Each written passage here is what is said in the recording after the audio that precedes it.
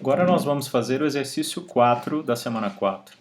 E aí o exercício é o seguinte: escreva um programa que determine se dois valores inteiros e positivos A e B da entrada são primos entre si. Dois números inteiros são ditos primos entre si caso não exista divisor comum aos dois números, com exceção de 1. Naturalmente 1 é divisor de qualquer número. Então, com exceção de 1. O que nós vamos ter que fazer? Bem, eu copiei aqui exatamente o programa que verificava se o número é primo. Esse aqui é o exercício 7, não exercício, mas a parte 7 da semana 3, da semana anterior. Esse programa, primeiro, ele já faz o pedido do número e logo garante que esse número seja maior do que 0. Se não for, pede um outro número. No entanto, agora a gente vai precisar de dois números. Então vai ter o num1 e o num2. Eu posso então fazer aqui num1 entre com primeiro número. E aí vai ter um num2 também para entrar agora com o segundo número. Então entre com segundo número. E aqui é o num2. Enquanto num1 é menor do que 0 ou o num2 é menor ou igual a 0, qualquer uma dessas situações vai fazer com que ele entre no while e ele novamente solicite a entrada do primeiro e do segundo, não só de um dos valores, agora eu preciso de dois valores. Então aí quando os dois forem falsos para essa condição, ou seja, num1 é menor ou igual a 0, não, num2 menor ou igual a 0, não, aí ele sai do while. Mas se um deles for menor do que 0, olha, o while já vai ficar verdadeiro, porque um lado do OR já vai ficar verdadeiro. Então, qualquer lado aqui, seja o do que compara o num1 ou que compara o num2, vai fazer com que ele entre no while.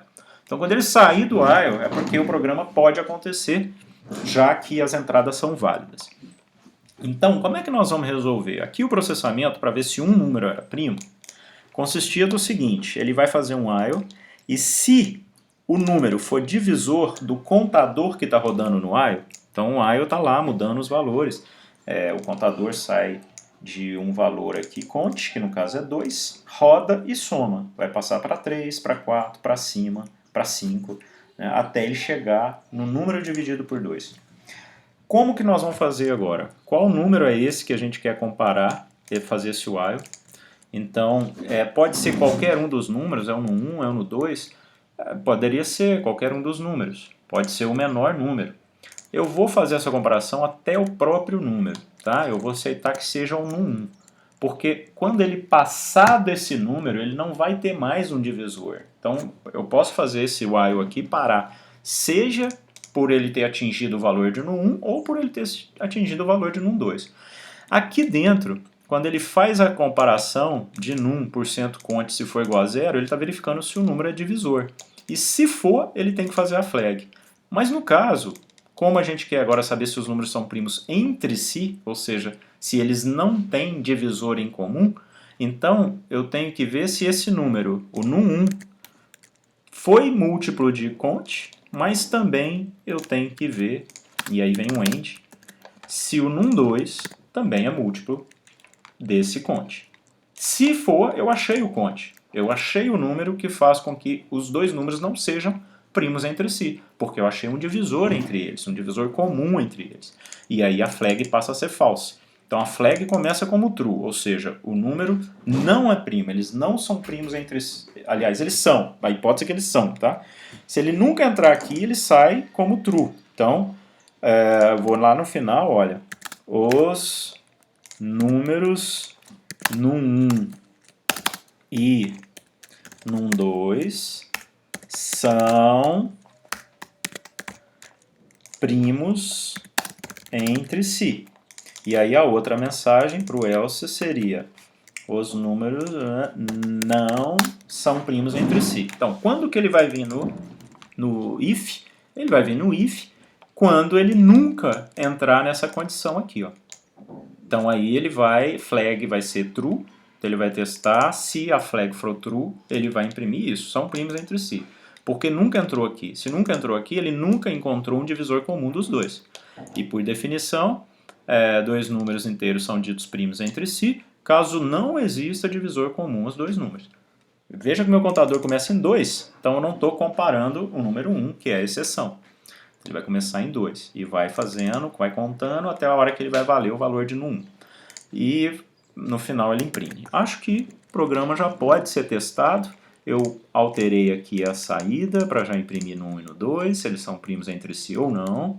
E aqui o teste a gente já alterou também para testar os dois números. Só funciona quando os dois números são múltiplos do mesmo número que foi encontrado.